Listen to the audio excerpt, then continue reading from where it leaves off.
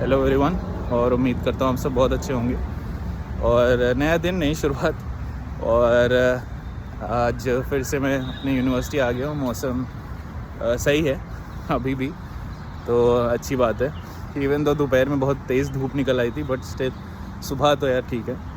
और आज मैं 1 घंटा पहले ही आ गया, क्योंकि ये चीज़ मुझे रियलाइज़ हुई थी बहुत पहले कि अगर आप BBA में आप जल्दी आ जाओगे तो कोई प्रॉब्लम नहीं है, लेकिन अगर लेट आ गए तो बहुत प्रॉब्लम है। तो ये एक चीज़ है जो शायद समहाउ में भी सजेशन है, जो आने वाले बच्चे हैं उनके लिए थोड़ी सी ज़रूरी रहेगी कि टाइम कैसे मैनेज करें क्लासेस का। इसका सबसे बेस्ट सोल्यूशन एक ही है कि भैया समय से पहले आ जाओ, 1 घंटा पहले आ जाओ। भले आप जो है यूनिवर्सिटी में कहीं बैठे रहो या चिल मारो या पढ़ाई कर लो, नोट्स देख लो, चलेगा, नो इश्यूज़। बट लेट मत आओ। लेट से क्या होता है कि एक तो पहली चीज़ आपका अटेंडेंस का भी इशू हो जाता है, लगाएं ना लगाएं।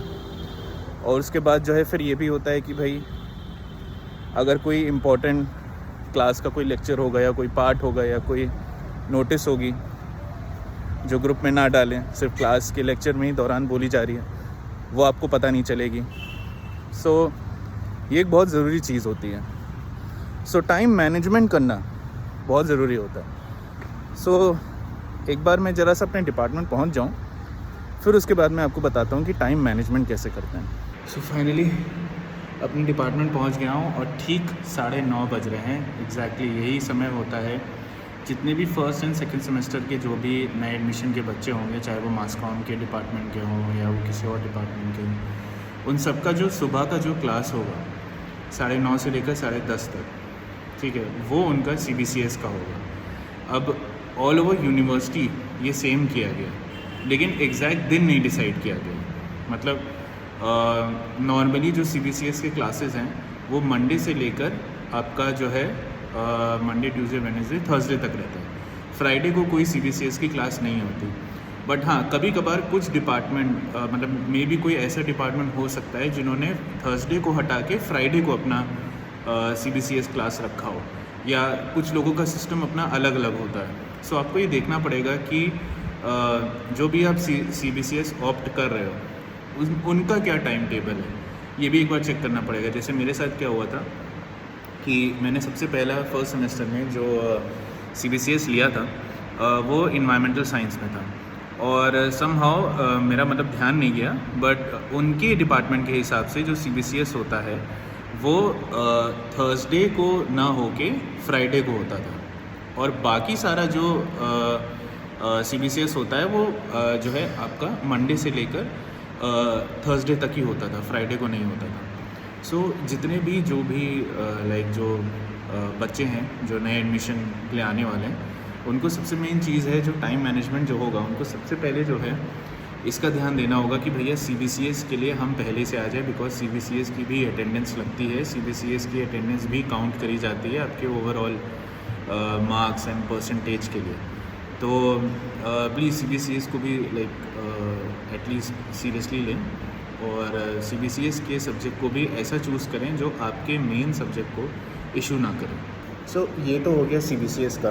अब CBCS के बाद जो टाइम मैनेजमेंट का जो एक बहुत बड़ा एस्पेक्ट आता है, जो स्टूडेंट्स कभी कभार कोऑर्डिनेट नहीं कर पाते या समझ नहीं पाते, वो होता है टाइम टेबल। टाइम टेबल जो आपके डिपार्टमेंट का जो होगा, जैसे अब जो भी बच्चे मास कम्युनिकेशन में आते हैं, ठीक है, उनका टाइम टेबल जो स्टार्ट होता है, डिपार्टमेंट के जो पीरियड्स हैं उनका स्टार्ट होता है 10:45 से। अब 10:45 का मतलब ये हुआ कि जब 10:30 पे आपकी CBCS की क्लास ख़त्म हो रही है, तो आपको बाय एनी हाउ भैया कुछ भी करके आप 10:45 से पहले डिपार्टमेंट में आ जाइए, ताकि भले ही अगर आप 10:50 या मे बी अगर बाई समहाउ अगर टीचर या प्रोफेसर क्लास में नहीं आते, तो भी एटलीस्ट आप कम से कम पहले आ जाओगे। मतलब इस बात के लिए, बिकॉज कभी कभार क्या होता है कि कुछ जैसे प्रोफेसर और टीचर्स बड़े स्ट्रिक्ट होते हैं टाइम को लेकर, नहीं आए तो आपको बाहर कर देंगे या अटेंडेंस नहीं देंगे, ऐसा भी होता है। और कुछ टीचर्स ठीक है, ओके, दे आर कूल, वो आपको अलाउ कर देते हैं कि हाँ ठीक है भैया, लेट भी आए हो तो भी बैठ जाओ। बट स्टिल मेरा कहने का ये मतलब है कि आपकी जो अटेंडेंस होगी वो तभी वैलिड होगी जब आप समय से पहले रहोगे। क्लास में आके समय से पहले ही बैठ जाओ। अब आप स्टूडेंट बने हो तो प्लीज़ स्टूडेंट एट एक बेसिक जो चीज़ हो सकती है वो है टाइम डिसिप्लिन, टाइम मैनेजमेंट। तो प्लीज़ इस चीज़ का ध्यान रखिए कि आप समय से ही पहले रहें। तो पहले तो हो गया आपका CBCS, दूसरा हो गया आपके अपने खुद के डिपार्टमेंट का टाइम टेबल।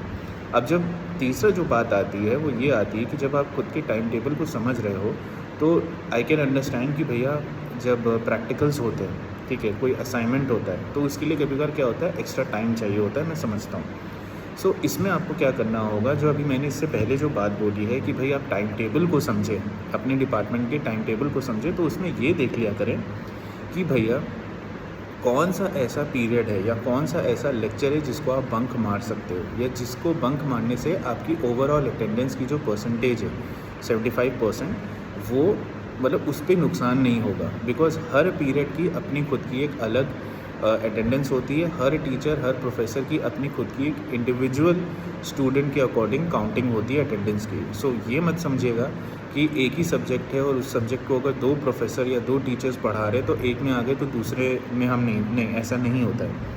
ये पहले मुझे भी लगता था फर्स्ट सेमेस्टर में, बट फर्स्ट सेमेस्टर करते करते मुझे समझ में आया कि every single professor, every single individual teacher जो लेक्चर लेने के लिए आ रहा है उसकी अपनी खुद की एक अटेंडेंस की काउंटिंग है हर स्टूडेंट को लेकर। तो अगर आप किसी और के लेक्चर में हो गए, किसी और के लेक्चर में अगर आप नहीं आ पाए या नहीं आप करें तो वो ओवरऑल 75% को भी अफेक्ट करेगी। सो मेक श्योर बहुत सोच समझ के आप कोई ऐसा लेक्चर निकालें इन 1 वीक। अगर आप कोई एक लेक्चर ऐसे बंक मार रहे हो कुछ एक्स्ट्रा नोट्स बनाने के लिए, लाइब्रेरी में बैठने के लिए, कुछ पढ़ने के लिए, सो मेक श्योर कि आप ऐसा लेक्चर निकालें जो भाई आपको नुकसान ना करे ओवरऑल 75% में, और उसको जो है चेंज करते रहे। मतलब किसी ना किसी तरीके से उसको जो है समहाउ रोटेट करते रहे कि अच्छा एक हफ़्ते ये वाला था, दूसरे हफ्ते ये वाला था, तीसरे हफ्ते ये वाला है, चौथे हफ्ते ये वाला है। मतलब इस तरीके से कीप ऑन ऑल्टरनेटिंग, ताकि ये ना हो कि वो लगे कि आप टारगेट करके ही किसी को जो है आप बंक मार रहे हो, तो वो भी कहीं ना कहीं नज़र आ जाता है। So don't do that. Always make sure कि आपको पता हो कि आप किस सब्जेक्ट को कहाँ पे किस तरीके से कर रहे हो, ताकि आप उससे अपना असाइनमेंट प्रैक्टिकल्स भी कर पाओ और भैया आपका 75% को भी बहुत ज़्यादा नुकसान ना हो। थोड़ा बहुत तो देखो नुकसान होगा, बट बहुत ज़्यादा भी ना हो। कोशिश करिए कि आप 75% अटेंडेंस से ऊपर ही जाएं, 78 रख लें, 80 रख लें, ठीक है। कोशिश करें कि ऊपर ही जाए। मैं ये नहीं कह 100% देखिए नहीं हो सकता है, ठीक है, but still we can always try कि भाई हम 75% के ऊपर ही जाएं। सो आज क्योंकि जो है श्योर आज लेक्चर लिया जाएगा, कल तो वैसे नहीं लिया गया था क्योंकि कल जो प्रोग्राम चल रहा था, जो इनिशिएशन लिया गया था, जो योजना थी उसका कल इवेंट था। सो आई गेस शायद कल तो सस्पेंशन हो गया था क्लासेस, बट आज मुझे लग रहा है आज होगा। बहुत सारे नए नए बच्चे भी आ रहे हैं जो एडमिशन के हैं। सो मेक श्योर कि अगर आप जो है आ सकते हो यूनिवर्सिटी और आपका फर्स्ट मेरिट लिस्ट में नाम आ गया है तो आप आके अपना फॉर्म वॉर्म का काम सारा शुरू कर दें। इट्स ओके अगर आप आके जल्दी भी कर दोगे तो भी कोई बात नहीं है, ऐसा कोई आपको कोई रोकेगा नहीं, बल्कि अच्छा ही होगा एक तरीके से काम। आप जो है ये है कि आप ये भी पता कर सकते हो कि भाई डिपार्टमेंट में क्या है, कैसा है, कौन कौन प्रोफेसर है, कौन कौन टीचर्स हैं, आपका डिपार्टमेंट कहाँ है, ताकि आप जब लेक्चर लेने का समय आए तो आप उसके लिए डिले ना करें, ठीक है। सो ये तो एक टाइम मैनेजमेंट का एक मेरा एक सजेशन है कि प्लीज़ जब आप जो है आएँ तो किस तरीके से आप कोऑर्डिनेट कर पाएंगे अपने हर एक लेक्चर को। सो मैं फिर से ये बात आपको बोलता हूँ कि भाई जो आपका टाइम टेबल है उसको प्लीज़ सही तरीके से समझें। बिकॉज टाइम टेबल अगर आप एक बार एनालाइज़ कर लोगे कि अच्छा ठीक है इस टाइम पे ये लेक्चर हो रहा है, इस टाइम पे ये लेक्चर हो रहा है, ये वो सब्जेक्ट है, तो अभी आपको ये भी लगेगा समझने की भैया कौन सा सब्जेक्ट आपके लिए टफ़ है। सो ये भी एक और बात आती है, अभी तक इतना जो मैंने डिस्कस किया उसमें ये भी एक बहुत बड़ा पॉइंट है कि जब आप टाइम टेबल एनालाइज़ कर रहे होंगे तो उसमें आप ये भी देखना कि भैया कौन सा सब्जेक्ट आपके लिए सबसे टफ़ हो रहा है। लाइक कौन सा ऐसा सब्जेक्ट जिसमें वाकई में आपको बहुत ज़्यादा दिमाग लगाना पड़ रहा है, आप उसके नोट्स बनाने में भी प्रॉब्लम हो रही है, भैया उसको स्किप ना करें। बिकॉज़ कई बार ऐसा होता है, इनफैक्ट मेरे फर्स्ट सेमेस्टर में भी और सेकेंड सेमेस्टर में भी कई सारे ऐसे बच्चे होते हैं जो हमेशा वही सब्जेक्ट छोड़ देते हैं या उसी सब्जेक्ट में बंक मारते हैं जिसमें सबसे ज़्यादा हाईएस्ट स्कोरिंग मार्क्स वाले होते हैं या तो जिसमें प्रैक्टिकल होता है, उसी सब्जेक्ट को वो लोग सीरियसली नहीं लेते। सो ये एक बहुत बड़ी गलती होती है, प्लीज़ ये गलती ना करें। बिकॉज़ अगर आपने ये गलती करी तो आप अच्छा खासा अपना स्कोरिंग वाला जो एक सब्जेक्ट होगा उसको छोड़ दोगे।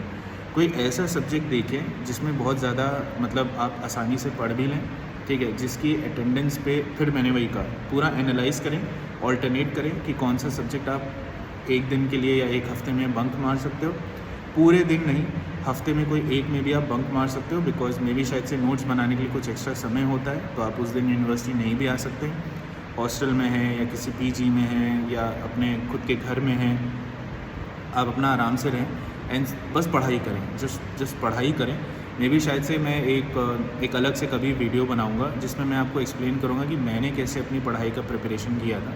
सो मे बी कुछ स्टूडेंट्स को जो भाई जो समझना चाहें कि ओके कैसे हम पढ़ाई कर सकते हैं मास्टर्स की, उनके लिए थोड़ा सा हेल्पफुल हो जाएगा।